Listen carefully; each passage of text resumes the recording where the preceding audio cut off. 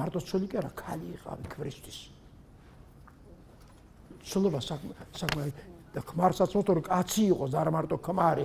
პროფესიად ნუ გავიხდეთ ცოლობასა და ქმრობას.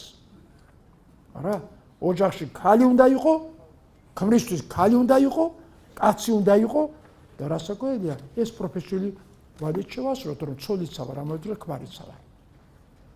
როგორც კი ქალი დაიწოს, რომ ქალია, დიდი ბოდიში კაცებს იმიტომ რომ შეიძლება ყველას არ ეხება, მაგრამ კაცს მაშინ თვალი გაურბის, კაცი უფრო ის არის, იცით, ქალები უფრო მომთმენი და ერთგულები არიან, ვიდრე კაცებს ჩვევიათ.